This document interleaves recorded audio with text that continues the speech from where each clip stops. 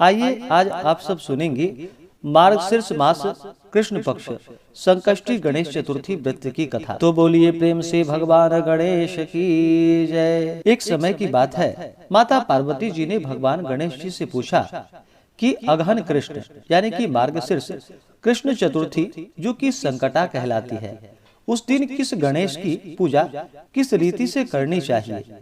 गणेश जी ने उत्तर दिया कि हे हिमालय नंदिनी, अग्रहण में पूर्वोक्त रीति से गजानन नामक गणेश की पूजा करनी चाहिए।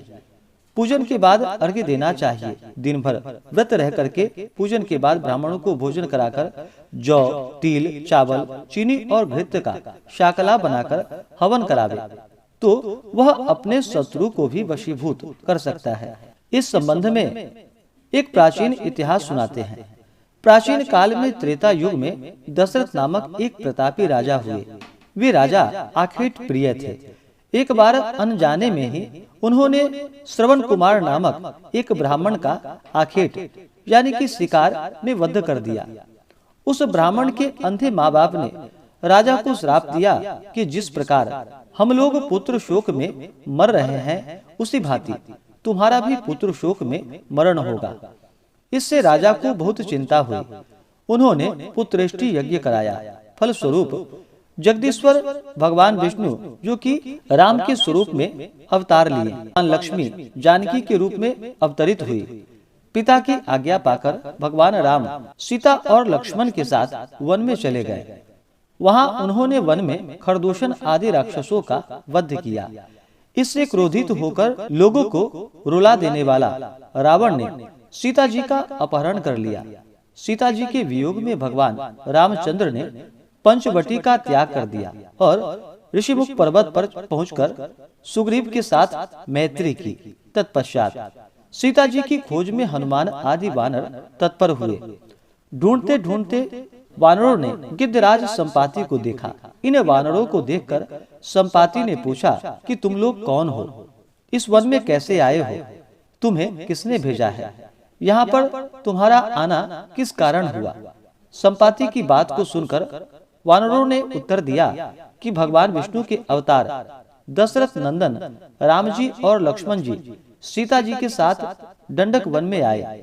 वहां पर उनकी पत्नी सीता जी का अपहरण कर लिया गया।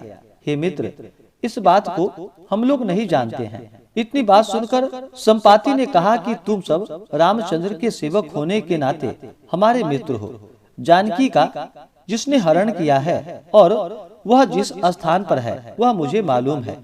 सीता जी के लिए मेरा छोटा भाई जटायु अपने प्राण गवा चुका है। श्री रामचंद्र के चरण कमल का स्पर्श कर हमारे भाई ने अपने शरीर त्यागा है। यहाँ से थोड़ी ही दूर पर समुद्र है और समुद्र के उस पार राक्षस नगरी है। वहाँ अशोक के पेड़ के नीचे सीता जी बैठी हुई हैं।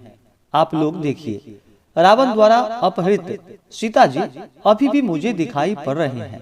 मैं आपसे सत्य कह रहा हूँ कि सभी वानरों में हनुमान जी अत्यंत पराक्रमशाली हैं। अतः उन्हें वहां जाना चाहिए। केवल हनुमान जी ही अपने पराक्रम से समुद्र लंघन कर सकते हैं।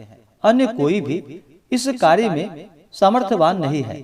संपाति की बात सुनकर हनुमान जी ने पूछा कि हे संपाति, इस दुष्टर समुद्र को मैं किस प्रकार पार कर सकता हूँ। हमारे जब वानर उस पार जाने में असमर्थ हैं, तो मैं ही अकेला कैसे पार कर सकता हूँ। हनुमान जी की बात सुनकर संपाति ने उत्तर दिया कि हे मित्र, आप संकट नाशक गणेश चतुर्थी का व्रत कीजिए। उस व्रत के प्रभाव से आप समुद्र को क्षण मात्र में पार कर लेंगे। संपाति के आदेश से संकष्टी चतुर्थी के उत्तम व्रत को हनुमान जी ने किया। हे देवी, इसके प्रभाव से वे क्षण भर में समुद्र को लांघ गए।